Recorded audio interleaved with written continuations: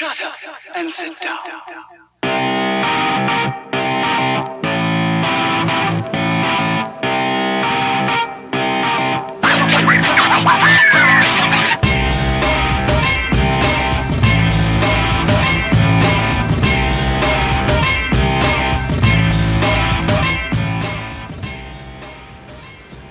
It's a new year, it's a new season, and it's a new championship. It's the 2022 ChampCar iRacing Series.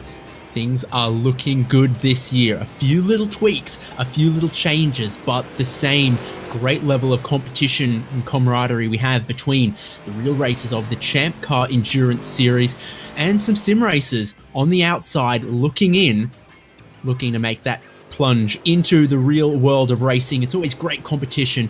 It's always a great way to catch up, meet fellow racers, and a great preview to some of the racing that happens in the ChampCar Endurance Series as well, as we kick the season off here at round one at Road Atlanta, just a couple days before the start of the real ChampCar Endurance Series calendar there as well.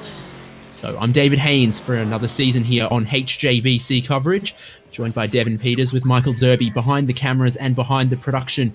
Devin, once again, 16 rounds, some great prizes on offer. Absolutely. ChampCar is ponying up another $1,500 for the first place winner of our series, Mark McCormick, last year, in case you missed it. And another $1,500 for any of you chumps or champs that decide to come out to the to 12 of the 16 races that we will be hosting this season. See if we can't take a look at that schedule then, of course, kicking off here at Road Atlanta in the Ford Mustang FR500S. We've got a little tweak to the vehicles that we're going to be using across the 16-round calendar as well. The Mazda MX-5 returns, the Volkswagen Jetta returns, Street Stock makes way for this Ford Mustang, our new V8 power. And then, of course, the Pontiac Solstice in the mix there as well. 4 different cars, 3 of them free. The Ford Mustang very much worth picking up. So starting off at Road Atlanta, then onto round 2 later in the month. That's one of the first changes. Instead of going to the South Course, we will be going to VIR Grand West for a little bit of difference, but still taking ourselves to VIR. Then Summit Point will be making its debut in the championship. Daytona, always a favorite, and isn't that a track that's hot on everyone's mind right now, and I think high up on the bucket list for sim racers and real racers alike. Got Lime Rock, Sonoma, Watkins Glen, Montreal making its debut in the calendar as well for a little bit more of Canada A. Got Laguna Seca, VIR, the full course for the Enduro, and COTA, Mid-Ohio, Road America, Motorsport Park, VIR North, and Sebring. 16 really awesome tracks. Plenty of returning names, but a few little things just to keep it fresh, Devin. Yeah, and I'm really excited to see the return and even a few more to our races this year. But all of those that we did in the past year were great competitive events right up till the very end.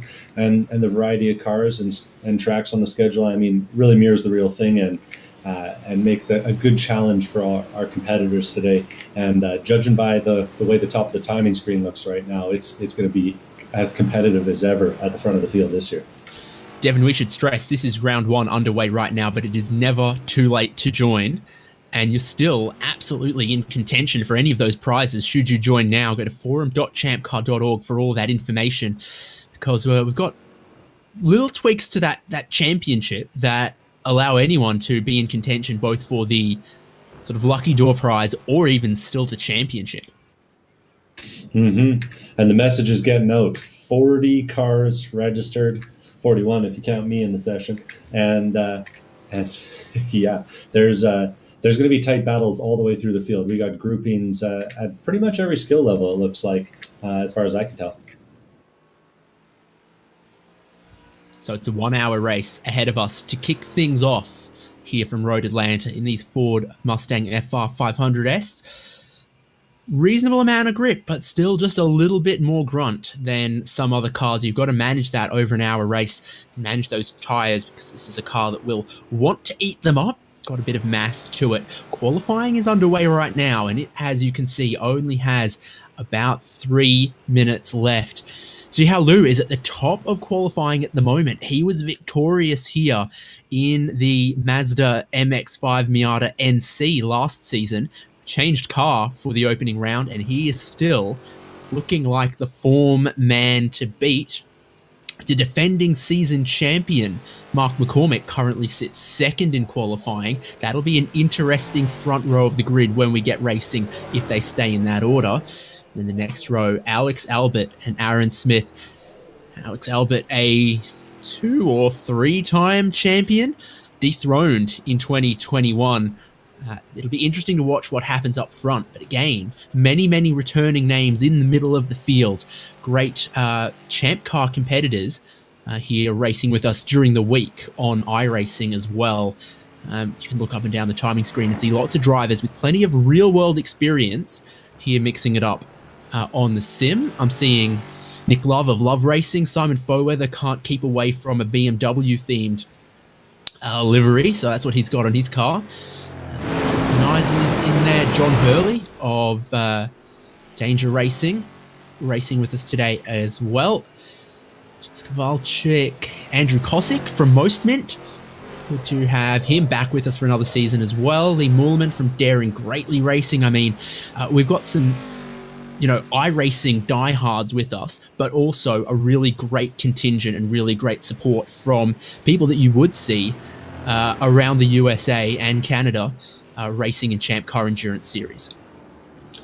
Yeah, and I got to say that, just listening to the chatter in the session, it's not just a fun place to come and race and, have a chance at the prize, but it's a great little community we're starting to build here with the folks that are showing up for these races, both the practice race and the broadcast race that you're seeing today, and some really cool opportunities, I think, for some of the drivers that are networking and meeting guys with cars that they'd like to race that have a shorter tow maybe than the 20 or 30 hours they might be looking at to drive it across the country. So really cool opportunities and a really good way to get your foot in the door of the series, even if you've never been on a real racetrack before. Right, it might be entirely possible that we have, a sim racer win the grand prize this year and make their way into the world of real-world wheel-to-wheel endurance racing with the ChampCar Endurance Series in 2023. But for anyone looking to get their foot in the door there, it is just a great place to come hang out, rub shoulders, bang shoulders and fenders maybe, with some people who've got cars and teams entered already. So, with all that said, qualifying is about to wrap up. It will, of course, be a rolling start for our drivers. Compulsory pit stop is going to be required in the 1 hour race, and that's because everyone is starting with 8 gallons of fuel on board.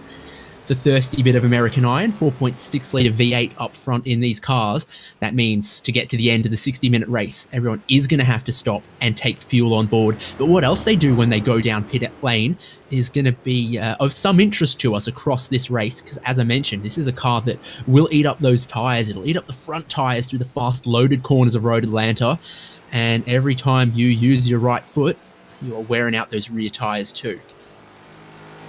And this is a car that really benefits those who show a little bit of restraint on those rear tires, because it's easy to get them overheated, and they tend not to come back once you get them too warm. Absolutely right on that. It is some pretty realistic iRacing track conditions. In fact, if anything, it's a little too warm at about, 60 to 70 Fahrenheit on track in the air. But lock it all in, because that is qualifying done for our field of Ford Mustangs. And they are getting ready. Our drivers are getting prepared for a 1 hour race of Road Atlanta. The pole position is going to go to Zhihao Lu, and he's going to be sharing that front row with Mark McCormick. No change for row 2 either, with Alex Albert and Aaron Smith. Beautiful grid graphic we have there. Is a little out of order. Again, it's missing our 5th place man, which is Alex Coffard. Simon Foweather is going to share the 3rd row with him. Nick Love and Jordan Butler for the next row. And row 5, Shane Cameron and Chris Knisley. Yeah, the grid continues with Jesse Elliott and Ian Giebler in 11th and 12th. followed by John Hurley and Chris Flamian. Paul T. Roddy and Tim Wire, as well as Charles Kowalczyk, wrap up a 5-pack of series returners. Kyle Lockrow is a new name to the series, but an experienced racer nonetheless, with some ARCA credits to his name. Andrew Kosick and Patrick Pursley, David Warden and Lee Muehlman, Sean Zaputra, Mark Kruger, Brandon C. Marshall, Scott Grinnell, Jay Sofianek, 27th, Jared Cubitt, 28th, Joshua Jack, 29th, and 30th place has David Palermo. A deep grid today. 31st, Greg Vanderwerp, 32nd, Andrew Lineman, 33rd, Tyler James, 34th, Jordan Babcock, 35th, Lance Cameron, Brandon Demers, 36th, Jerry Barvinek, 37th, and then a few more drivers that didn't set a time in qualifying, so we'll have to see if they take the grid today. Yeah, indeed. That is the checker and the complete close on qualifying. They'll start lining up now for the rolling start. Now, our second place qualifier has elected to put a safety car paint on his car, but I assure you, he is not the pace car today. We're using the iRacing sedan, not the Ford Mustang FR 500S. Devon, any last-minute predictions here? The sun is going to set on this race. The headlights are going to blaze. It will be a relatively cool track, but this is our first ever ChampCar iRacing Series points round in the Ford Mustang. You know, usually I have some really profound observations about the humidity or the track conditions, but I gotta share with you some trivia I learned about this car. Now, this is the FR 500S, which is kind of the middle model. The 500C was called the Boy Racer, and the 500 GT was called the Man Racer. So I think we got to call this the Teen Racer. What do you think? Yeah, yeah. Anyways, I don't see why not. I'm expecting it to be a really exciting race, of course, but also the first turn to be really key. There's a lot of opportunities for overtaking, and making sure that you're the winner on the inside as they filter down into that really tight turn number 2 here at Road Atlanta is going to be critical. I'd expect some door banging between these guys because these cars are built like tanks and can take a lot. And I think when the dust settles, whoever keeps their car cleanest and whoever manages to make the most of lap 1 is going to set themselves up for a good finish. A lot of pinch points and tough places around Road Atlanta here. Blind, turn 3, crest. Can upset these cars then. Not enough grip to stay flat out through the S's. The drivers have to manage their way through there, and it's very bumpy at turn 5 across the curbs. And then you have the long back straight into turns 10 and 10A that the field paces through right now. That's a key overtaking opportunity as well, but you can get a lot of side-by-side through there, and then they can keep battling up over the hill, underneath the bridge, and onto the pit straight. All of that to come under the control of Jihao Lu. He drops the hammer and unleashes the V8 power very early, and Mark McCormick on the outside of the front row caught napping. Previous champ Alex Albert goes through into second. Hopefully so clean so far, because Jihao Lu has caught a couple drivers napping there. It's a very spread out field as they start 60 minutes of Road Atlanta. Yeah, exciting start for a bunch of guys at the back of the field as they were still filtering through the bus stop or turn 10 there on the chicane on the back straight. Jared Cubitt took it real wide through the final turn, all 4 tires off. But so far, everyone's pointing the right way as we head through the S's for the first time. Single file like a snake through the S's up front. Everyone's still very, very close together. Tires start pretty cold for these cars. They will start to warm up, and they'll start to wear, and they'll start to overheat. Liu doing what he can to hold on to his lead. All equal machinery, all equal setup means the slipstream on the back straight starts to come into effect when they shift up into 5th gear, start to stall out their speed a little bit. That might see some drivers behind patiently biding their time in the slipstream here to then try to strike at the end of the straight.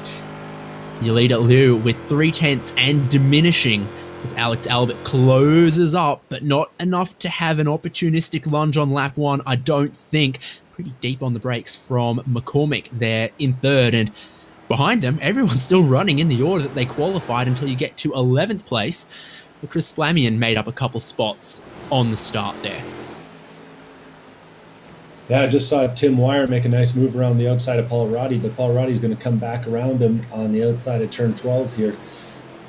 Cooler heads prevail, though, and he slots back in line before making a little move up the inside here, heading into turn number 1. He's going to take that run and see if he can turn it into, 15th place? Nicely done. And it looks like Kowalczyk's even going to stuck it up the inside.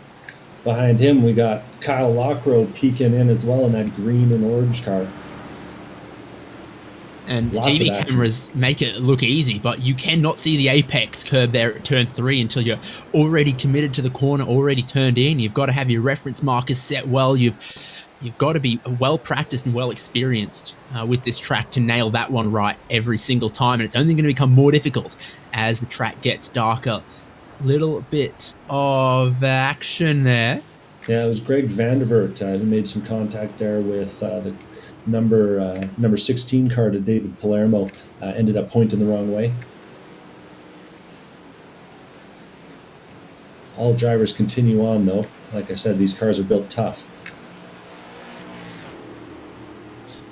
The front onto the back straight for the second time. See how Lou's still pulling a little bit of a train, but he's going to find some traffic for himself in a second. Albert, McCormick, Smith, and Coffard still all going along with your leader. Looks like Lee Mullerman pulling to pit entry just to stay out of the way. McCormick's shaping up Albert into turn 1, though. Big move from left to right to try to put his nose down the inside of one of the fastest corners on the track. Too wide through here is not quick. Both of them get a little slidey and almost touch. This is good to see in your mirrors if you're the race leader, second and third battling behind you.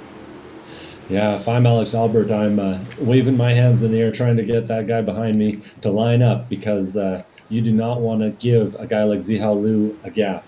We saw it last year. He drove away from the field, and he was a early favorite for the championship before he missed a few too many races to be considered in the final points qualification.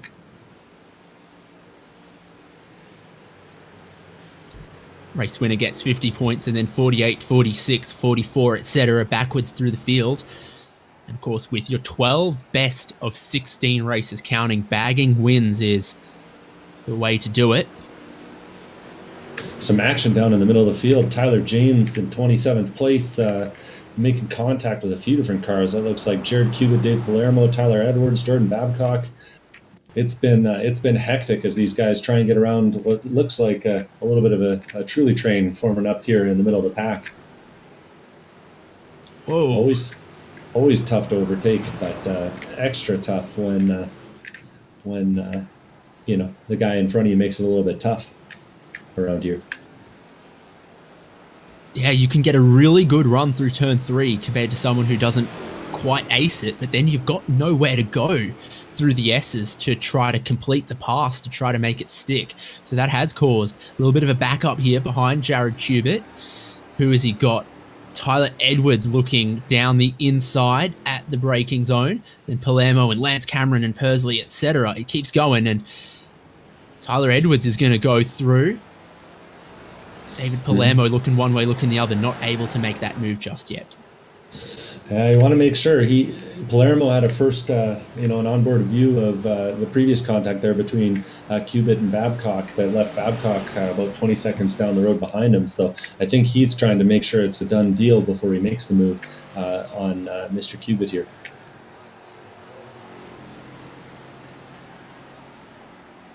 Babs Nation in the house, hopefully. Oh, we're all big Babcock fans here. Only guy that can find an SD card from 50 feet on the grid today, as far as I know. So McCormick has gotten himself back up into second place.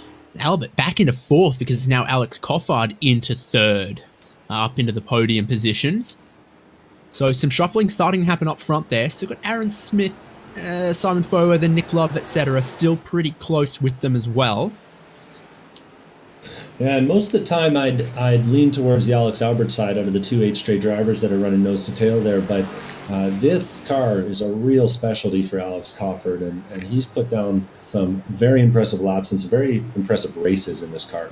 So I wouldn't be surprised to see him lead the charge back up towards Mark McCormick and maybe get them back into contact even with Xiao Lu once he gets in the rhythm. I'd say across all of our top 9, top 10 here, things looking pretty equal early goings, and that's where the endurance racer mindset is going to set someone apart. If they have a better pit stop, if they're kinder to their tires, if they've got a little bit less of a lead foot, tough to do in this machine. Truly a product of the big 3 and the 2000s. Mm-hmm. Yeah, as we all know, fuel efficiency was only invented in 2009, so this car predates that. True that. Yeah, and that could be another factor here, making sure that you've got the right draft, one that lets you run at that 7/10 throttle down the back straight, can be a pretty big factor. And we've definitely seen, pit stops and getting the right amount of fuel in the car be the decider on many of these Champ Car races over the years. So I'm thinking, and I'm starting to listen to some of these cars as they drive by and see if any of them are starting to lift already with 50 minutes left to go in this race. Pit entry, relatively difficult here at Road Atlanta as well, I'd think. Very fast and narrow as you go from underneath the bridge and then have to sweep through a bit of a chicane into pit entry. You can get that wrong, or you can lose a lot of time being too cautious, and where do you find the balance on that particular knife edge is going to be important today. Oh no. Jesse Elliott facing the wrong way. He was in about 15th place, but he's lost about 8 spots getting it pointed the right way underneath the bridge there. That's a real shame for him. What was looking like a pretty good start has turned into a bit of a nightmare, but luckily he managed to get that car facing the right way without causing any significant impact on anyone else's race. Jesse Elliott qualified 11th, now racing in 30th. Now racing in 31st. There might be some damage there as that group we were looking at earlier have now swarmed him. David Palermo got past, and I'm not sure Lineman or Corey Barrett or Greg Van der Vert are going to get around if Elliott can get that car back up to speed. But it's always an unknown when you make some contact with the wall, exactly what you're going to damage. I'm reminded of one of the LMP2s that looked absolutely toast in the Daytona 24 hours last weekend, and they fixed it in a minute. And sometimes you don't see much wrong, but it's a 30-minute repair. In the real world and on the sim, you never quite know. A little bit of panel rubbing behind. I was going to say Corey Barrett's not afraid of a little bit of panel beating, because he just put a little bumper there on Greg Van Vert to get him out of the way. And it looks like Palermo is going to have to fend off Jesse Elliott. Oh, they made contact on the straight there. That was dangerous. Fend off, not fender off. Jesse Elliott there.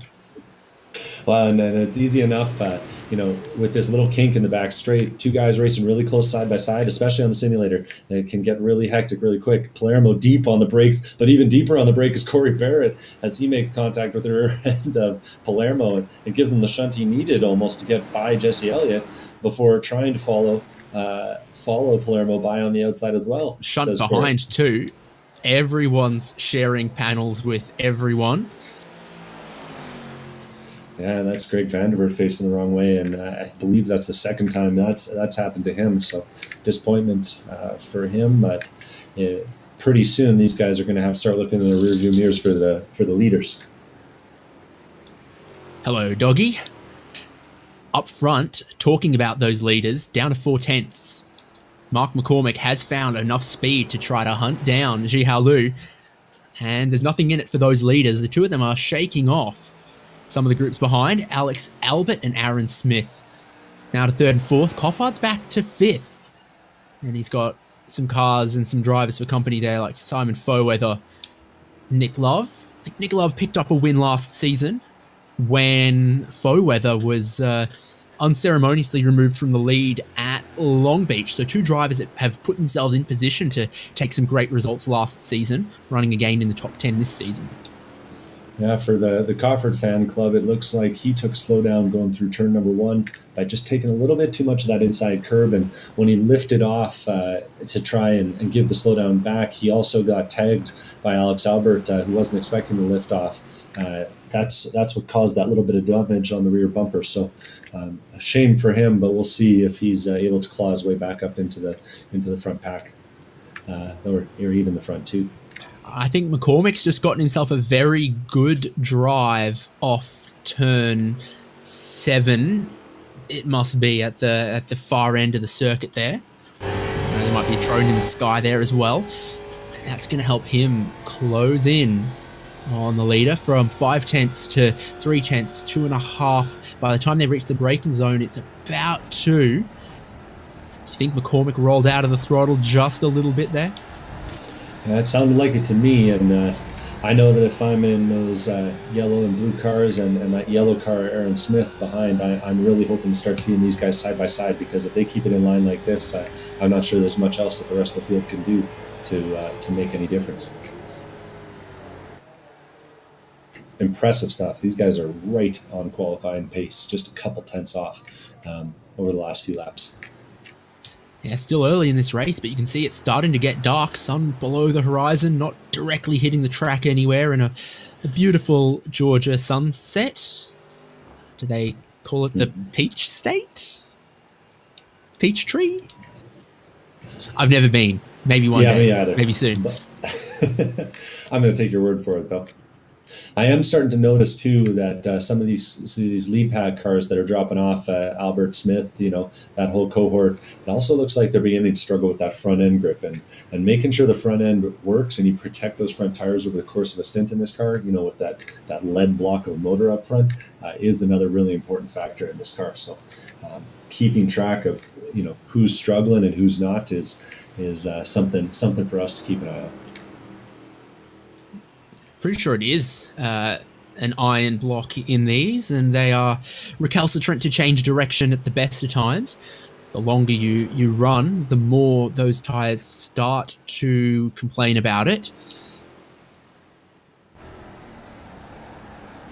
It will be about managing that, driving around it, maybe nursing it a little bit. My goodness, we've got spectators and a half in that turn 10 section. Checking in with the Jordan Babcock fan club, back in 32nd place. It looks like he's lining up a move here on Aaron Lineman. Aaron actually gets a really good run there out of the S's, though, coming out of turn 5 and down into 6, so puts a little bit of space, but Babcock's been taking chunks out of him, about a second a lap. Ooh, a little bit of excitement ahead of them, too. Palermo stuck his right foot in it and got a whole bunch of opposite lock for his troubles as he tried to put the power down. Only 325 horses on these things, but it seems like it's plenty with that live rear axle. Absolutely enough to get you in trouble.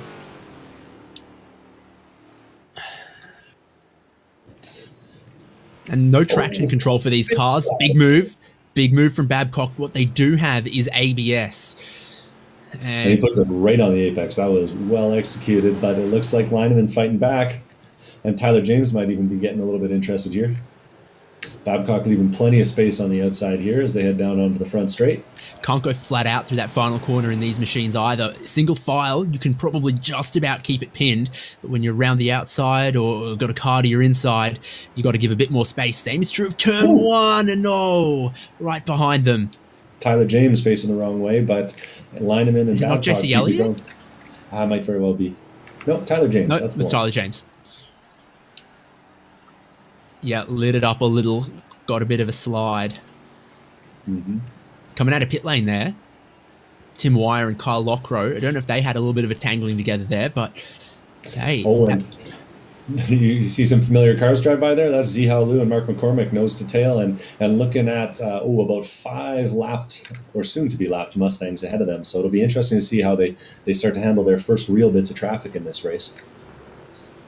Traffic, of course, a feature of every real Champ Car race, and would be doing a disservice if we didn't include it on this series here. So Xiao Lu takes the first move up the inside here. Kyle Lockrow and Mark McCormick follows close behind. Being efficient in traffic is going to make or break the race for these guys today for sure. If you can be one thing, you should be efficient. And another big wiggle from one of these cars here. Yeah, that's Brandon Damaris. Yeah, opens up parts the seas a little bit for Xiao Lu, hopefully. He's got a bit of a run all down the back straight here. He's trying to pick a slipstream off some of them to help protect him from Mark McCormick, who also got a pretty good run. They're both going to look down the inside on the traffic here. Back onto the racing line as well for Lu. It could have gone worse for him all through this. So the race leader in black, second place in the pace car tribute livery. Navigate 3 or 4 other Mustangs without too much trouble.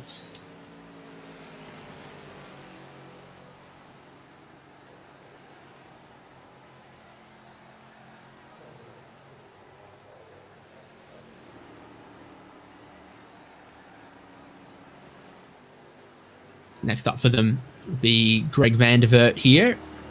And again, tough to pass anyone through turn 3 and down through the S's. Lou is going to have a look, but he's got to be careful and he's got to be sure that the other guy's seen him, is going to give him room. And the answer is that's not quite going to happen. Equal cars, equal machinery, just not possible to pass through there. And Lou has got his work cut out for him. So too does the rest of the top 10 behind, all following along. You've now got to thread the same gauntlet. Alex Coffard in third. I think Vandervert was thinking about making a move back on Mark McCormick, and I don't know how well received that would have been. But yeah, the rest of that lead pack is having to fight their way through. Aaron Smith on the inside here, up against Brandon Damaris, pulling away with a slightly better exit. And Simon Fairweather looking to make his move on a car with pretty similar livery, though his is BMW themed versus that Motorcraft themed ones that Brandon Damaris is wearing.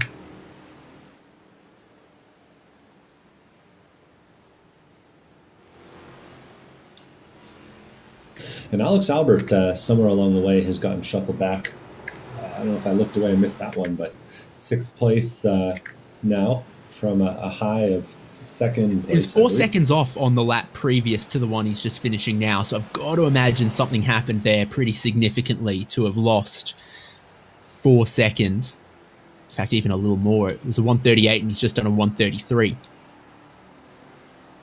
Yeah, checking the tape, it looks like as he was passing a lapper, he got some assistance off the track on the left side of the S's, managed to keep it out of the wall, which is no small feat in that scenario. But either way, it's definitely cost him some time. And like I said, like we were saying there, it's, traffic management really, really key in the real world and in this series. Oh, and Aaron Smith had a dose of traffic management there. Tyler James got on the curb and put some throttle in it and spun it the wrong way right in front of Aaron Smith. Whew, that's spicy. Fairweather then gets ahead of Aaron Smith. Alex Albert, bumper to bumper, right behind him there. Shane Cameron sticking with them too. Who was that we just saw off the track? I'm checking the replay.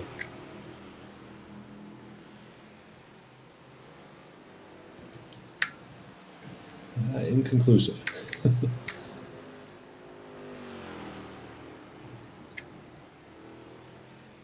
Well, maybe you were just seeing Tyler James again there. Anyways. Either way, Mark McCormick's making a move for the lead here up the inside of turn 12. Fairweather's got a problem.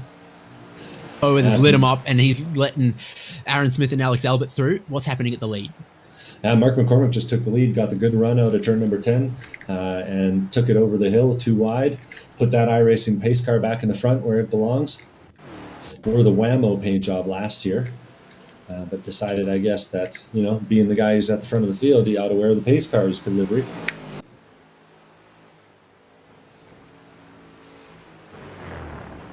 The traffic at the far end of the circuit, turn 6 and 7. Again, there's several places around here that it's just tough to get around some other cars through the S's, and then the combination of the 2 turns at the far end, from a faster corner, then slowing down between the corners into a very tight and slow apex. The end.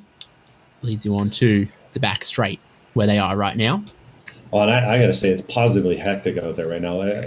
Take a look at Ian Giebler, Chris Nicely's battle right now, for example. They just had to overtake Brandon Demers, who's a lap car. Meanwhile, the two of them are fighting off John Hurley. Ooh, and John Hurley makes a bit of contact there, actually, as we're speaking with Ian Giebler. There's positions flying. There's lap cars in the mix, and it's hard to tell them apart when you're behind the wheel. So everyone's racing really hard.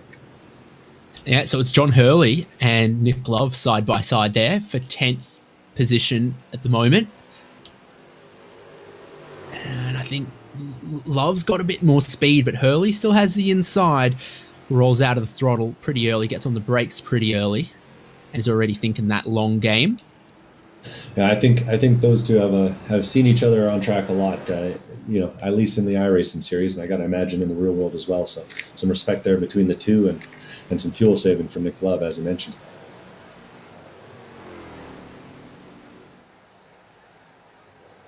Lou back to the lead. No. Yes. Maybe. Oh, it's undecided. I think he is. Yeah, by 3 seconds. I gotta go back and check the replay to see what happened on that one. Looks like Mark McCormick took turn number 1 and turned in, and the tires just weren't there anymore. Got a little bit wide, hit that rumble strip, and decided to just ride it straight out through the grass on the exit of turn number 1. Lucky to keep the car straight and neutral all the way through there, and not to lose a spot back to the lapper, Tim Wire, that was behind them. Tim Wire was super heads up there as well, and saw the rejoin happening from the former race leader, now second place man, and decided, I'm not getting tangled up in that. No, sir, not me, and not today. So that was very, very clever stuff. And that's endurance racing. That's what we try to get a little bit of here in the iRacing series that happens in the real world. It's not necessarily about being the quickest. It's about having a really good sense of what's going on in the traffic, who you're battling, who you're not. I was just listening. Oh, and Aaron Smith's pointed the wrong way there. Speaking of. Yeah, it's the replay. He was up in 4th or so. Yeah, got tagged, it looks like, by the lapper on the inside. That was David Palermo. Just took a little bit wider of a line than I think Aaron Smith was expecting, and unlucky. Had a lot of traffic to come by him in that moment. I was listening to an interview, trying to remember with who now, but anyway, a pro IMSA driver, and he was speaking about, on the pro teams, they don't compare the fastest laps, except at the qualifying session. They only compare the average laps, and that's really what it's all about in a race like this. Making sure that you minimize the mistakes is more important than grabbing the last 10th.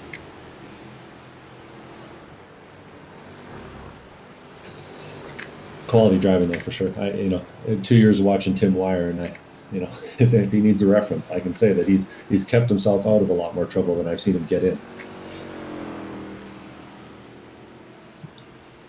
So now 25 minutes into this race already, somehow, they dropped that green flag, and it's been pretty intense since then.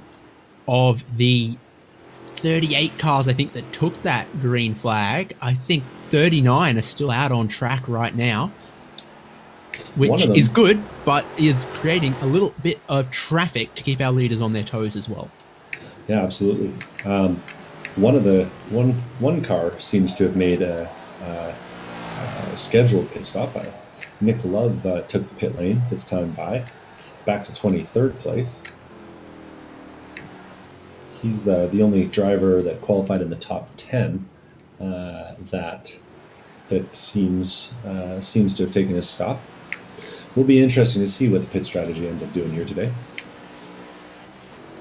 Yeah, I flagged it because I think, as we approach the halfway point of this race in the next 5 minutes, we might see a lot more drivers thinking strategically, looking to pit a little bit early, especially if they think they're going to find time and find advantage to having new tires.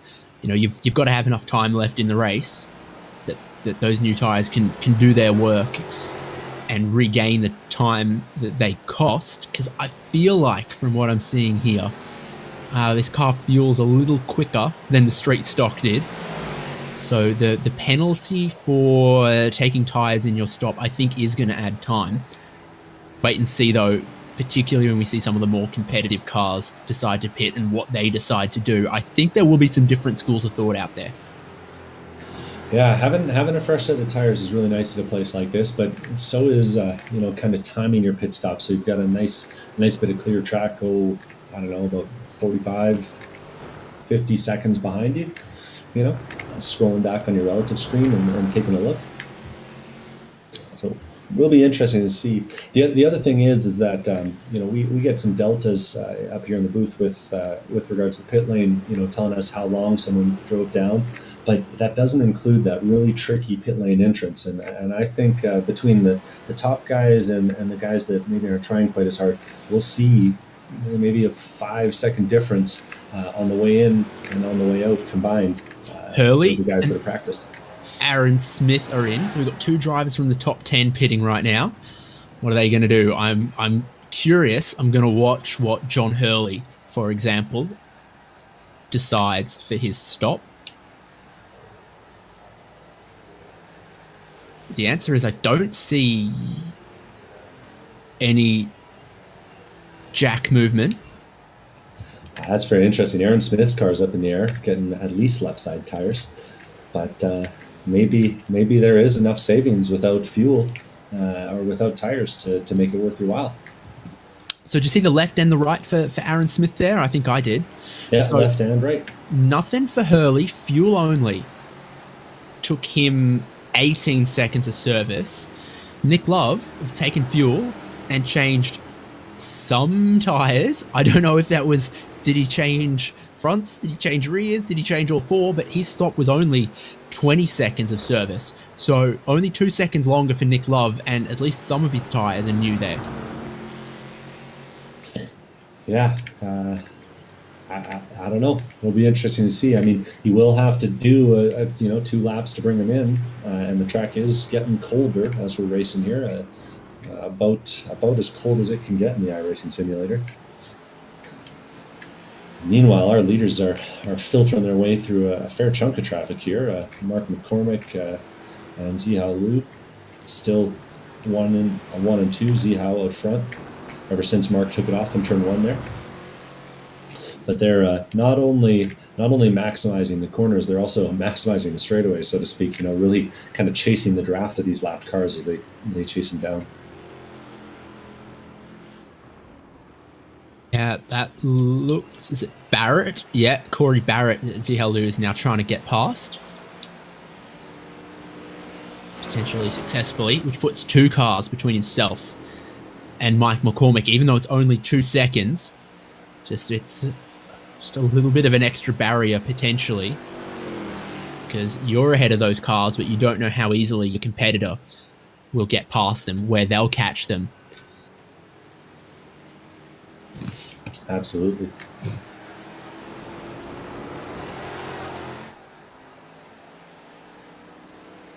Shane Cameron and Simon Fullweather are starting to get a little closer together here. Cameron and Fullweather running 5th and 6th place, about 15 seconds back to the leader. And they've been filtering their own way through some of this more interesting traffic. Lineman, 2 tires off in turn 11. That's a sketchy place to do it. Oh, and gets real tight there. Makes contact with Simon Fullweather. Fullweather tracked out like there was nobody on his outside. And got lucky to keep it pointing the right way. But you gotta hustle. Gotta hustle. Can't give up too much on a guy like that. And that was someone else there that just blinked out of existence as we were heading up the hill. I think that was Corey Barrett with his motor broken, gets the tow back to pit lane. Some big contact too.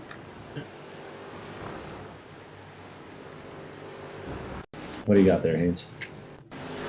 I know it looked like Barvinek was stopped on the outside of turn 1. I think that's who it was, but it wouldn't put it past me. Just look at the replay. It was Barvinek on the inside, Barrett around the outside. Mm-hmm. Oh, Barrett. That's definitely a busy track out there. Come out of turn 1 and had 18 volts underneath his right foot and lit it up a little bit. I think we've just had someone. Yeah, that's David Palermo's just taken the accidentally taking the right turn onto the club course, about to rejoin the track. All kinds of interesting stuff happening out there today. Fo there and Cameron getting close into turn number 10. Whoopsies. Across some of the curb as we caught the replay of how he managed that.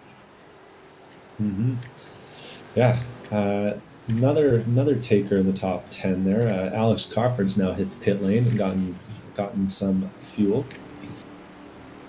So guys short pitting, guys long pitting, but none of our top two. Well, neither of our top two and none of the top 5 or so have come to pit lane yet.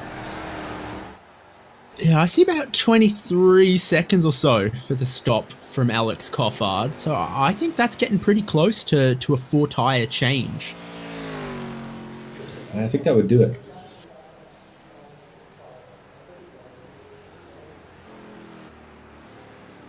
I mean, we'll wait and see, and we'll find out, particularly as more pit. But if that is what he's done right now, these next 5-10 laps, I'd say 5 laps, need to be right on. He's got a little bit of clear track. Mm-hmm. Absolutely.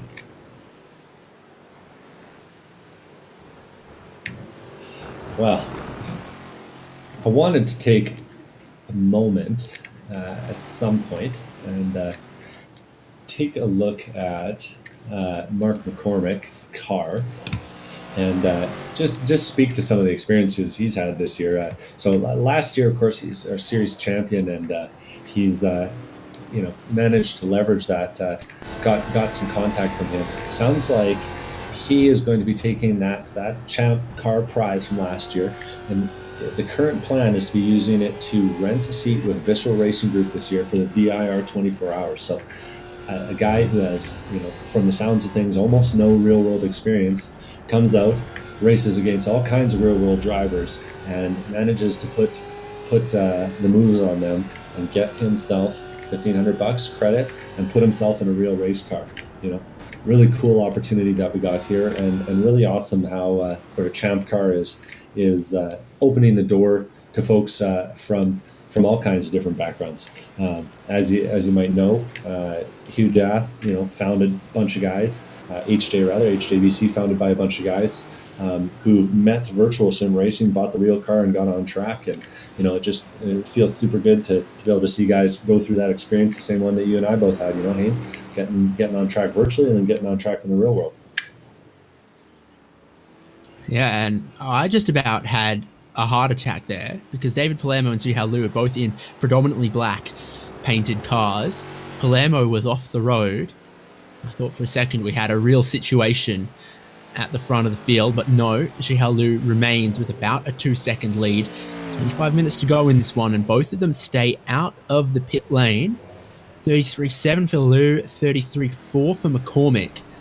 Alex Crawford, what can he pull out as a for measure of comparison for someone who pitted a little earlier and is maybe trying to do a bit more tire strategy? Then these guys up front look like they're content to go long.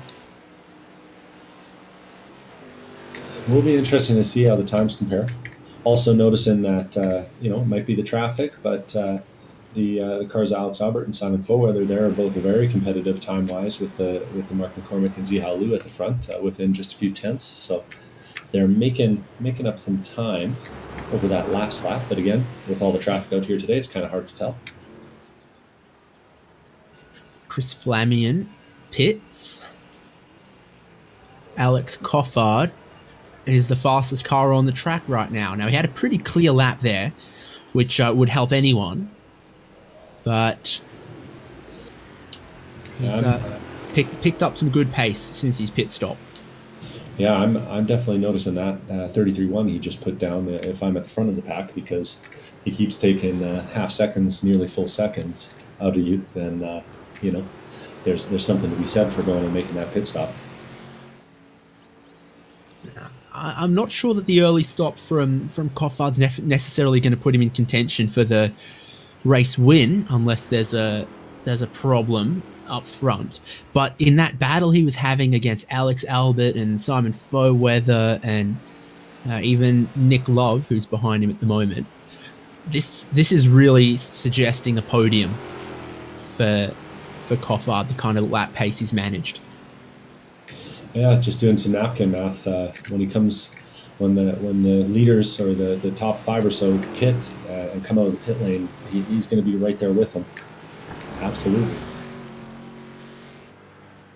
Given the pit deltas out here anyway. Simon Foweather, 4th place, has managed to find his way around Shane Cameron. Managed to do that by the looks of things as they were heading down the back straight last time. Either way, the two of them are still racing close together. Foweather feeling like he's got a little bit extra in the tank, it seems like. Keeping in contact. It's a long season. 16 races we got scheduled for the year. 12 of them scheduled for 1 hour and 4 of them scheduled for 2 hours. And as we saw last year, an early, strong start to the season can make things look real good on paper. But if you got the pace at the end of the season like Mark McCormick did, put 6-7 wins in a row together, and all of a sudden you've got yourself a points championship once the 4 drop weeks are accounted for. Yeah, a win weighs the same, whether it's round 1 here at Road Atlanta or deeper in the season or in any of the 2-hour races. So, start off strong, but you got to keep it going. Shane Cameron for pit lane, which means he's following in Alex Albert. What are these guys going to do? Have they been in contact with Coffard potentially, or just seeing his lap times? Because he is still banging around at prodigious pace. For Albert, he finds his stall and his crew, and the answer is all 4 tires stay firmly planted on the ground for Alex Albert. Interesting stuff. Not a car that I would expect people to double stint on, but Alex Albert, he tends to know his stuff when it comes to the pit stops. Shane Cameron, on the other hand, taking left side tires at the very least, and right side tires as well, it looks like. Jordan Butler currently in 6th place, a new name to the series. He's taking a stop as well, pulls in just ahead of Shane there. Alex Albert out on track, and sure enough, right behind Alex Coffard. So Team Car manages to make up some ground. We'll see if the fresh tires for Alex are enough to get him by that matching Mustang from Mr. Coffard there. Yeah, indeed. I'm just going to go back and take a quick look at this stop from Coffard. Yeah, definitely tires. So, split strategy between the two of them there. Both of your leaders are on the pit lane as well, Liu and McCormick. What are they going to do? Very close as they entered the pit lane, separated by under 2 seconds. Yeah, and if you get a hold of the replay and you want to see some guys bonsai the pit entry, they did not leave much margin. Mark McCormick got pretty wide. Both of them staying on the ground, both of them going fuel only. Simon Foweather's in as well, so that's almost everyone who's been through pit lane to take their fuel. And Liu's rolling, McCormack's rolling, and it'll be just as close on pit exit as it was on pit in. 20 minutes still to go in this one. Ooh, my goodness, they are still close. And interestingly enough, those stops were very quick compared to what we're seeing in the average of the field here. I'm going to say 2 seconds faster than most of the short stops we've seen. So these guys either are doing some very specific math or are planning to save a lot of fuel on the back end of this race. And a very sizable lead for the both of them too. 15 seconds between McCormick in second and the double Alexes in third. So tires could go away a little bit for our leaders, and they still have plenty of time spare. Now that everyone's been through the pits, you can see who's still left racing who, and we've got a lead battle between first and second. We've got Alex Coffard and Alex Albert together, third and fourth. Aaron Smith, Ian Giebler, John Hurley look like they've got a good battle going on too. Yeah, with Shane Cameron not too far behind that either, if those three ahead get battling. But yeah, looks like there'll be a few little battles here to sort of take us to the finish. while we got a little moment here, I wanted to take a moment to point out that Kyle Lockrow's car. You might have seen it running in 27th place, that number 5 car. Got an interesting livery. He managed to get me with that QR code that he's got on the front of the card there. He's running, looks like sponsoring Team Ant-Man, which appears to be a charity of his that seems to be supporting the cause of, dealing with cystic fibrosis. So kind of a neat thing to see. And I bet you he's got a similar livery on his real car. So cool to see folks bringing their real world causes into the sim here. He's had an up and down race, one of the first cars that's 2 laps down now, but been on the wrong side of a couple of bits of contact to leave him there. And nearly every single car running, 36 out of our 38 starters still running by the looks of things. And that's why they invented cash for clunkers. Otherwise, the roads would just be absolutely swamped with these indestructible Ford Mustangs. I hear that. Oh, and the leaders had to make a big dodge there. Wow, that was exciting. Joshua Jack looks like he's either out of fuel or broken something pretty terminally, because he's rolling through the turn number 10 here and trying to make his way up the hill so he can get to the pits. Yeah, I think that's a car that's out of fuel. You are not going to fit a piece of paper between Zihao Liu and Mark McCormick in the race lead here.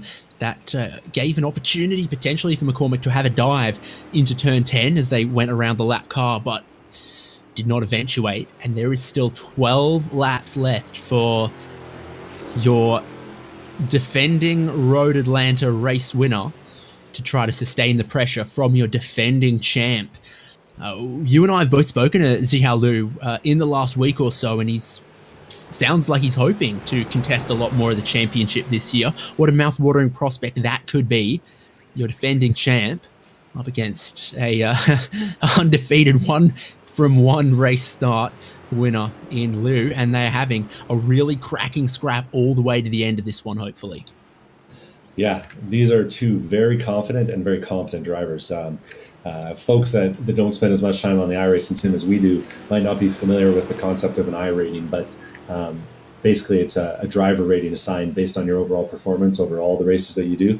These guys, numbers north of 5,500, means that they're in the top 2 or 3% of all the drivers on iRacing. And yes, that includes the professionals. Yes, that includes Dale Earnhardt Jr. So these guys are very, very skilled drivers, at least according to their iRatings. And I think we'll see some of that on display. Both of them. Oh, as Mark makes a move. Wow, that was tight. Yeah, we're gonna see some exciting stuff here in the next few laps, I gotta think. Side by side into turn 1, they were 3 wide with the traffic, and McCormick tried to have a little dig. Now he's around the outside of turn 1, and I don't think that's where you want to be, because it's still the outside for turn 3 at the top of the hill, and they touch.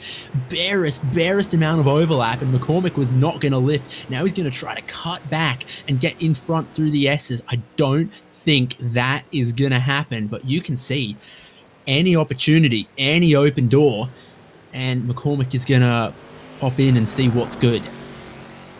Yeah, absolutely. And I'll remind you, Mark McCormick wore that Whammo livery last year and used that bumper on a few occasions and in the late stages of races. So no fear there. But I also know that Zihao, this is a good track for him. He won it last year, and he's going to be wanting to get on off to a good start this season. Putting one over on last year's champion. So tensions are high. Did Liu and his friends race the 12-hour at Thompson in 2021? Got that on a form? Am I remembering correctly? Yeah, that sounds right. I think they did pretty well there as well. Mm-hmm. I want to say I recall him saying that they were building the car last year, a Honda something. Far cry from this thing. It is funny, seeing a lot of ChampCar Endurance Series regulars here, all in the Ford Mustang, and for some of them, it very much matches what we're used to seeing them race in, and for others, it's a little bit of an anachronism. Like, for example, Simon Foweather with his BMW livery on the Ford Mustang. Lee Mullerman, normally a GM man in the Ford Mustang.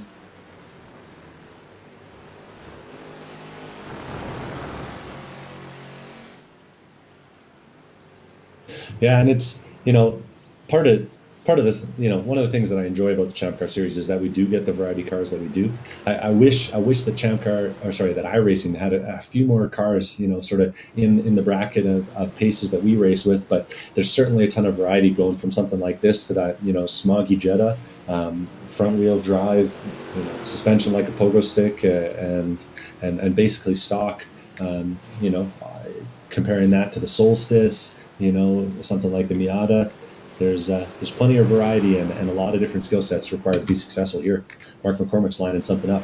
He is. He's going to look down the inside and he's going to have to brake pretty deep. He gets a good apex, but Lou is then parked at the second apex. Not as much speed up the hill, where it's important to carry momentum to get this big thing up the hill. And that is Mark McCormick to the lead with 12 minutes to go. A lot can still happen and will still happen.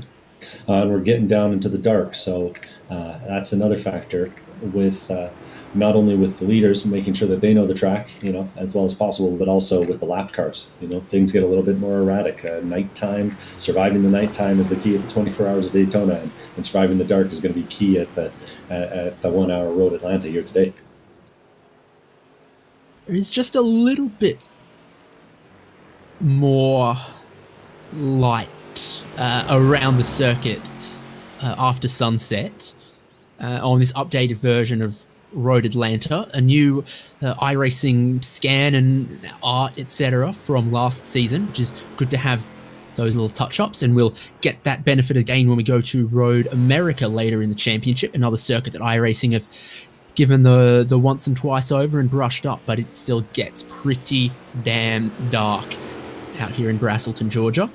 Sure, there's some street lights around. The bridge is illuminated at various places, but for the most part, you're relying on your headlights. Now, can Lou return serve to McCormick? McCormick's going to escort him out a little wide, give him a car width to the inside, and Lou is going to end up on the grass. My goodness. No contact there, and I don't think McCormick ever closed the lane off, but he definitely said, I'm not going to make it easy for you to get down the inside, and it was not easy. Yeah, that little kink there, right before the turn number 10, it causes problems. Ziha Lu, I think he was just a little unsighted. Like I said, it's getting dark, and maybe he lost his reference point while he was trying to get around the outside, and then just took to the grass. Oh, and he's making a move up the inside here, big run. Soft run. Problem through turn 1 there for Mark McCormick, pushed out really wide, and if you catch that grass on the outside of turn 1, it'll help you all the way to the barrier there, so you cannot afford to touch the grass on the exit of turn 1. McCormick got close, had to throw away a lot of his momentum. But Zihalu was not game to send down the inside at turn 3 in the dark, and you know what? Fair enough. There's still time left in this race. A bit over 10 minutes, about 7.5 laps. If you fancy you can make a move into turn 10, why do anything risky in turn 3? Well, and again, like I mentioned, these guys are racing like there's no concerns, but they also took 3 seconds less fuel than the 4th place car, 8 seconds less fuel, albeit tire aided, than the 3rd place car. So, they got to be on pretty thin margins here. And as you can see, some traffic for them to contend with coming up ahead as well. So it's a certainty here at Road Atlanta, about 2.5 miles long, doing about 90-second lap times. And there's some overlap between first and second. McCormick's going to defend that inside, and like we saw when the roles were reversed, you don't really want to be around the outside of turn number 1. It doesn't go anywhere for you, and Zihalu knows that. Crosses back underneath. Is he game to send down the inside of turn 3 this time? No, quite sensibly, he's not. But he's now turning the favor, moving around a little bit, getting in the mirrors, and suggesting that I can attack towards the end of this race, and not just into turn 10. You've got to be worried in some other places too. Yeah, we'll call that a practice move. He looked like he was setting up setting him up with that outside move last time, trying to bait him into breaking a little bit deep and repeating the mistake from the lap before, and hoped that the crossover would work. Didn't that time, might the next time. And sure enough, there's that traffic.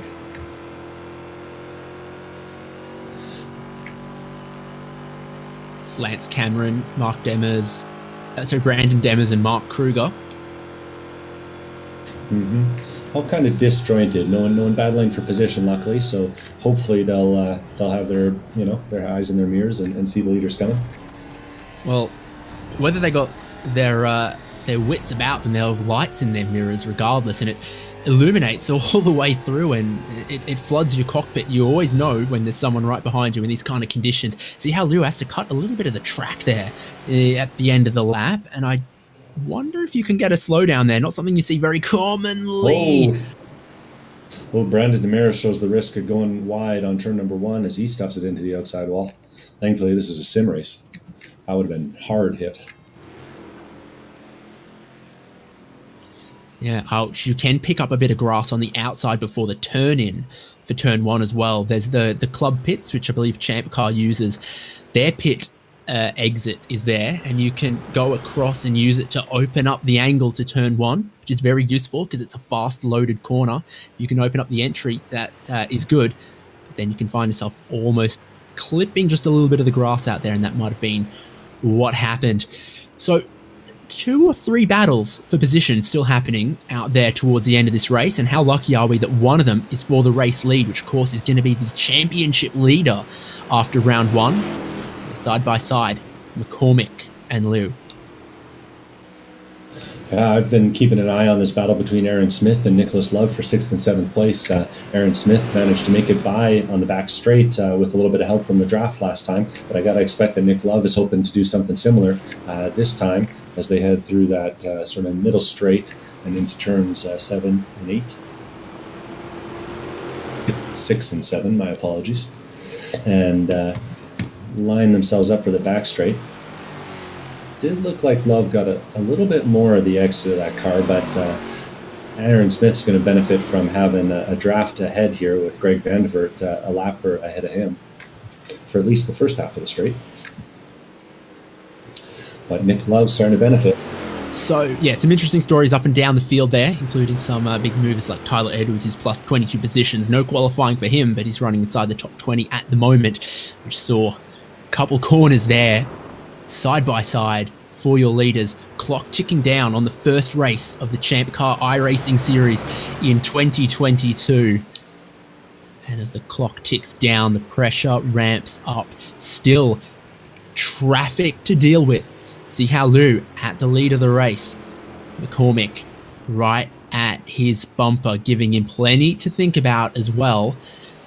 Has that been going on like this? Alex Coffard's only trimmed out 2 or 3 seconds from their lead to be 12.5 seconds away.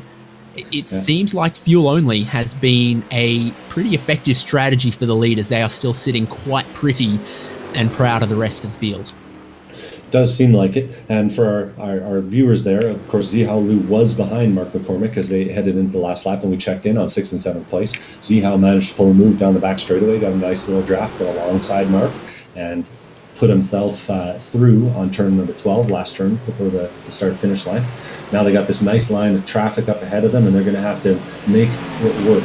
5 minutes to go, and a battle for the lead. Yeah, cars and cars and cars in front for McCormick. The fact that he's right at the rear bumper of Lou probably means that any door that your race leader opens, Mark McCormick will follow through. Not able at turn 3 to get through there. You can also keep McCormick behind him. And Kosick, they've split a battle right now for 14th and 15th place between Kosick and Mark Kruger. And Mark Kruger's trying to get by Brandon Demers. Contact ahead of the leaders. Hubert and Kosick together. See how Lou has to check up. He splits the gap. McCormick's got more speed. They're side by side. He's got his nose in front, but it's the outside for turn 6. And Mark McCormick takes the lead as Kosick and Hubert collide. Oh yeah, that little brake check from Zihao. Just, you're the first guy there. You're so close to it. You got to lift. And Jared Cubitt even blinked for a second just to make things extra exciting. But that's got to hurt. 4 minutes to go now. That's 2 laps. Zihao Lu's going to be feeling some desperation here, trying to get that back.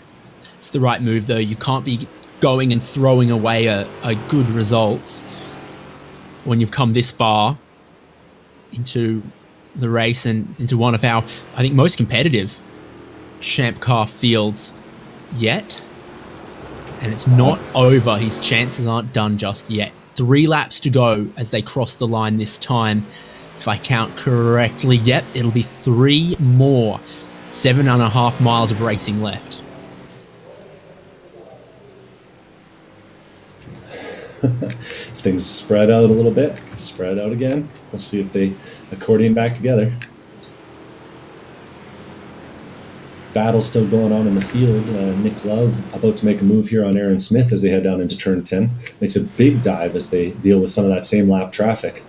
And it looks like Andrew Kosick, one of those lap cars, has decided to take the off-road route into the pit lane after hitting the wall. Nick Love's got a new paint scheme for 2022. Aaron Smith rocking a bit of safety yellow. It's a tradition from Aaron Smith. Well, I expect we'll see that in almost every car. He's one of those guys that opts for the high visibility paint jobs.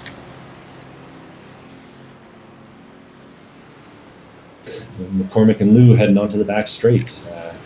And Zihao is in range of that draft. So gotta expect that he'll be close when they get to turn 10 here.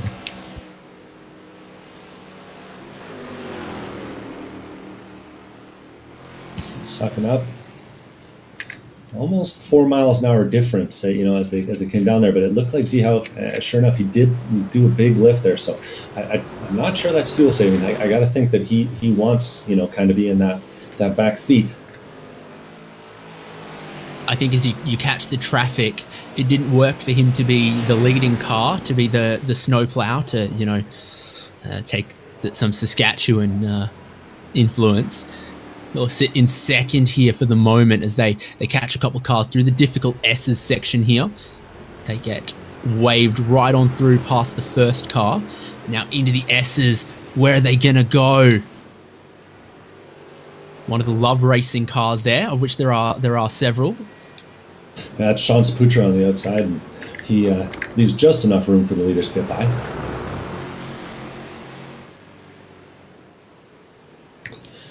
Really skillful stuff here, though, as these guys are dodging left and right all around the traffic.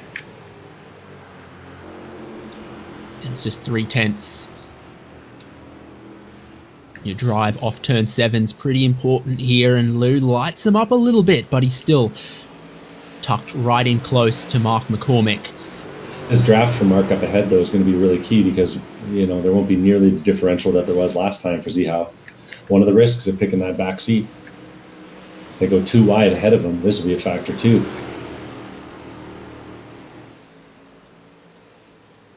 McCormick's looking down the inside there on the traffic from a long way back, but isn't going to make it happen. Cross back underneath is a very, very common move through the turn 10 chicane there. But it's worked out pretty well for Liu. They're going to get the white flag. They're going to have one more lap, and there's going to be nothing rear bumper to front bumper to take glory and start the championship off on a good note. The ChampCar iRacing Series 2022, Mark McCormick took the white flag. Zihao Liu does his textbook move, cuts back underneath in turn 1, but is not game to go down the inside at turn number 3. He's going to have diminishing opportunities here remaining on the final lap. It's all about turn 10. It's all about turn 10 at Road Atlanta. Yeah, there's big stands there, and for good reason. That's where the action tends to happen. Just a little bit of traffic, and Liu is going to be thinking, I've just got to set up a good run onto the back straight. That's my big hope, my big goal, my big opportunity right now. And he stays a car length back, turns in easily, and McCormick has a bit of a slide, has a compromised exit. Zihao Liu puts the power down pretty cleanly, and that's what he needs. It's going to be who is brave on the brakes, who can make it happen in turn number 10. McCormick is under so much pressure all the way to the left-hand side of the circuit to force Lou around the outside. But it's a chicane. You can go from the outside to take the inside at the next apex and take the win. They are level on the brakes. Both of them still level through the middle of the corner. It's all about who gets a good run up the hill. Lou's got the position, got the inside. McCormick's got the momentum. They're going to bang doors underneath the bridge. Zihao Liu keeps his nose in front. And for a thrilling finish, Zihao Liu is going to take the win in the opening round at Road Atlanta. Oh, that was good stuff. Those two battling. I'm looking behind him. I'm watching Nick Love and Aaron Smith as they come down the back straight for the last time. A little bit bigger of a gap, but no draft ahead for Nick Love. And Nick Love's swerving back and forth trying to break the draft. Aaron Smith's getting a run, but it's going to be a long dive if he makes a move here going into turn number 10. No move there, just staying on the line, but closes up. Nick Love goes a little bit compromised, trying to make sure that nothing comes looking. They're going to be real close. But I think Nick Love has gotten the power down well enough to keep Aaron Smith behind him. Great stuff there, rounding out the top 7 for those two. And just a few more cars on the lead lap to cross the line. Ian Giebler behind, and Jordan Butler for 10th. A solid outing for him. I believe the first time that we've seen Butler on the grid here in the ChampCar iRacing series, but certainly showing that he's going to be a factor in these races as well. Yeah, just Paul Roddy, Jay Sifianek, now Andrew Kosick taking the checkered flag. Great finish.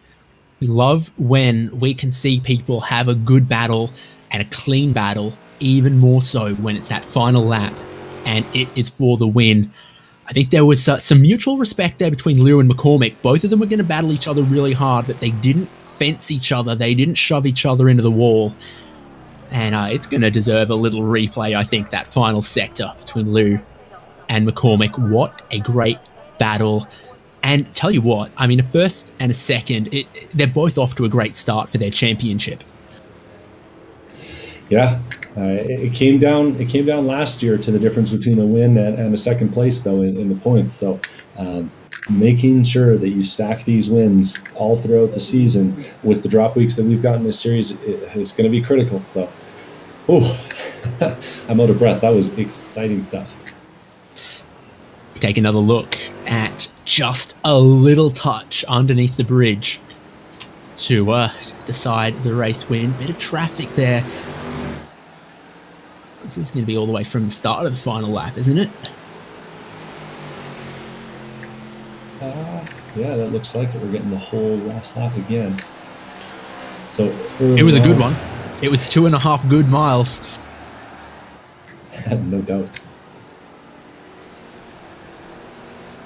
I really thought Liu was going to think about going down the inside of turn 3 here, but just backed out of it. He sort of faked that way several times and gotten some good runs out of turn 1.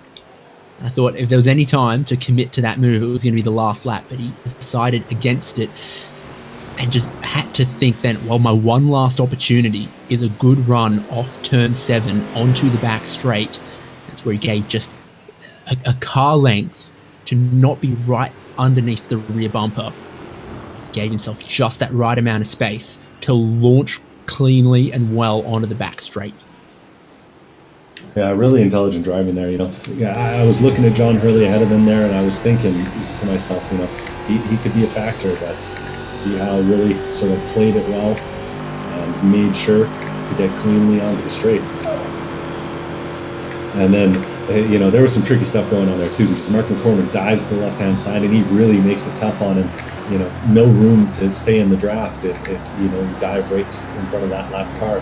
But it wasn't quite enough. See how it had enough momentum, and by the time there was room, he had more than enough of room to put it on the outside. Underneath the bridge at the top of the hill, there's a lapped car to the inside, and Liu makes sure to give just enough room there. McCormick squeezes him a tiny bit at the apex, and the rub of the green goes in favour of Zihao Liu. But a great battle between the both of them, and I do so dearly hope we get more battles like this in the remaining 15 rounds of the championship, because that was spectacular. Let's run down the full results now, Devon, because it was Zihao Liu, Mark McCormick, Alex Coffard, our podium, Alex Albert in 4th, Simon Fower, Nick Love, Aaron Smith, Shane Cameron, Ian Giebler, and Jordan Butler for the top 10. Flamian, Hurley, Sean Saputra moving up 10 from his grid position. Same for Mark Kruger. So both of them, a clean race, getting some good rewards. First cars off the lead lap there as well. And the remainder of the top 20 was Kowalczyk, Tyler Edwards, Patrick Pursley, Paul Roddy, Jason Fianek, and Andrew Kosick. And shout out to our HJBC hard charge of the race, Tyler Edwards, plus 23 positions. So started nearly at the back of the pack, 39th place on the grid, and finishes the race in 16th place. So a real solid effort from him, and it'll be interesting to see if he decides to keep that up. Racing from the back can be a good time and great practice on the sim. Rest of the field there was Jesse Elliott, Aaron Lineman, Lance Cameron, Lee Mullerman, Greg Vandervert, Tim Wire, David Warden, Jared Hubert. Okay, leaders did 39 laps. So Brandon Demers 35, David Palermo, Kyle Lockrow, Joshua Jack, Jerry Barvanek, and I think Scott Grinnell is going to be the last driver who completed at least half of race distance, because it's a retirement for Knisley, Corey Barrett, Tyler James, and Jordan Babcock. Great way to kick off the championship. And we can talk to our podium now. Very nice of all of our drivers to make themselves available for a post-race chat. Alex Coffard, third place finisher. Taking the tyres there. Mustang is new to the championship. There's always going to be a handful of different strategies as we settle in. Would you do it again? Yeah, I think so. I put myself in a position where I knew I had to do something different and hope for the best. I was 5 seconds, I believe, or 6 seconds back going into the pit. So I didn't want to do the same thing as them. It wasn't ideal. The cold tires, I didn't drive well my first 2 or 3 laps, and it cost me a lot of time. I think if I was a little bit more patient, but if onlys. Yeah, indeed. You're a bit of a V8 fan from time to time. What do you think about the Mustang now replacing the street stock in this championship? I think the street stock has some weird tendencies that makes it good and bad on tracks. But overall, the new Mustang with the tire and the update I think it's a good choice. I think it's a step in the right direction, and it's a lot of fun to drive. And so that's really important, is being out there and enjoying just the vehicle you're in and trying to put on a good show. Any other words? I just want to thank ChampCar. Last month I did my first, 2 months ago, I did my first real race at VIR North, and Alex and Tom at Huge Ass for allowing me, a rookie, just to hop in on rookie day and put us through the paces. And the whole grid did well, meaning our whole driver lineup, I should say. And it was a blast. The Sim series was a great transition to the real world. The car handled how I expected it to. Traffic management was exactly what I thought from just sim racing experience. So thank ChampCar for letting us do this, and thank Huge S for also the same thing. Cheers. See you next time out at VIR. Second place finisher and defending champ Mark McCormick is with Devin Peters.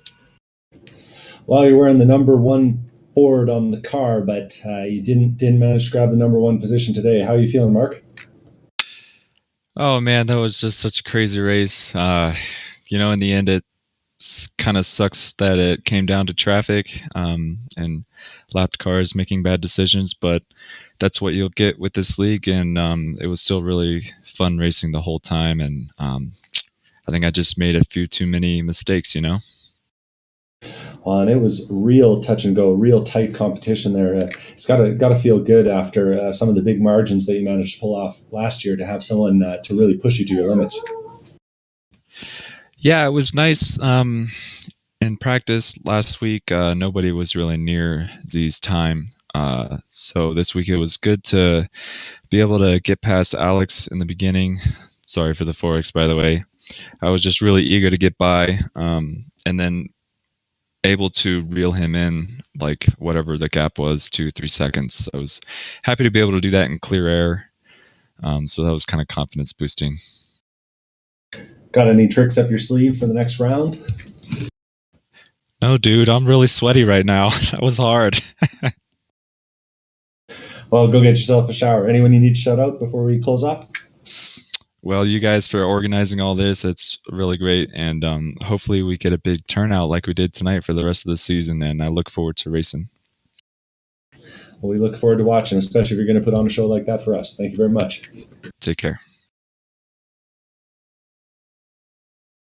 Now, the man of the moment, Mr. Road America, I think.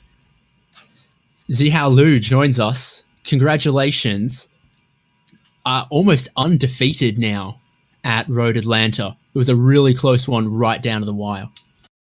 Yeah, indeed. Mark has a lot of pace than me, actually. And I think both of us were having the misshifting issue, but he definitely have less misshifting than me.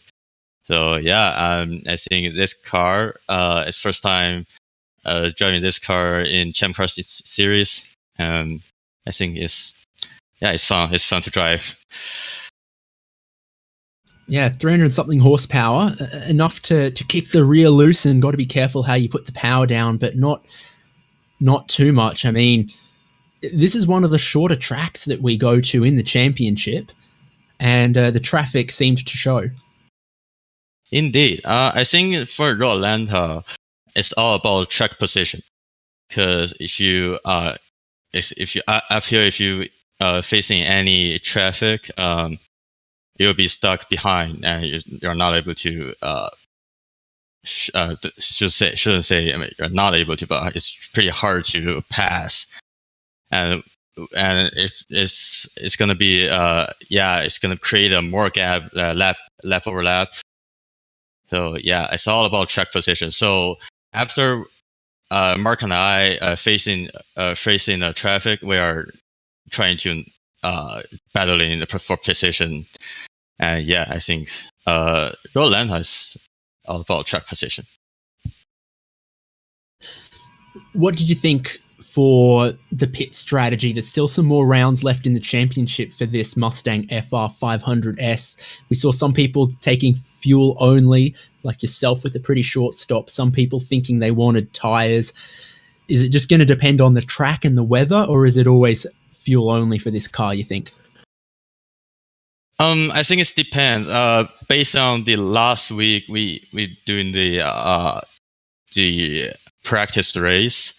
I took the tire, but Mark didn't, and I was 7 seconds slower than Mark in the pit. But after pit out, I spun due to the cold tires, and it cost more time. But however, I think taking tire is not a good strategy, because they're actually having a similar pace. Yeah, but I think for Road Atlanta or some track, it is okay to take one side. But I didn't try that today. But probably in the future race, it's probably gonna be faster, because if you take one set of tires, it's gonna be slower than fuel up. So it's gonna be. I think that could be one alternative strategy. Well, you're the race winner. You're now the championship leader. You're off to a good start in 2022. Congratulations. Thank you.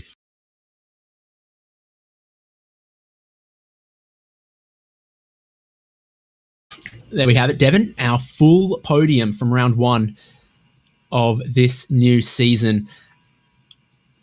Well, I don't think we could ask for much more. No way.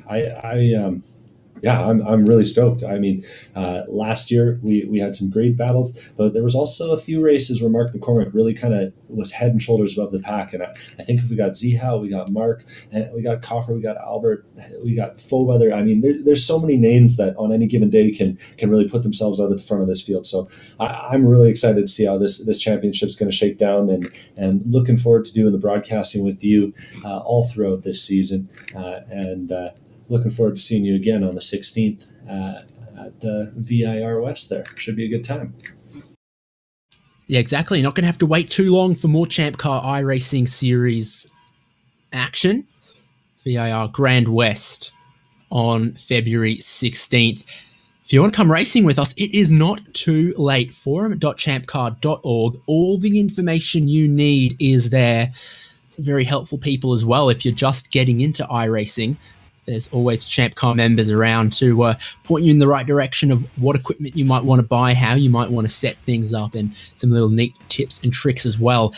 The championship's decided by the 12 best results of the 16, and the lucky draw is anyone who completes 12 rounds. So with 15 still to run in both categories, you are well and truly good to join us and still be in for a hunt for some great prizes, as well as being part of some great racing. Forum.champcar.org. Check it out. All the information there. But that is going to be all we have time for. ChampCar iRacing Series broadcast here from Road Atlanta. Zihao Lu takes the championship lead, takes the race win in the first Ford Mustang race in our championship history. Subscribe to us here on YouTube, because we're going to be broadcasting live all the remaining 15 rounds. If you're not racing, I hope you'll join us there. From myself, David Haynes, Devin Peters alongside me, and Michael Derby in production. Thank you so much. See you at VIR Grand West.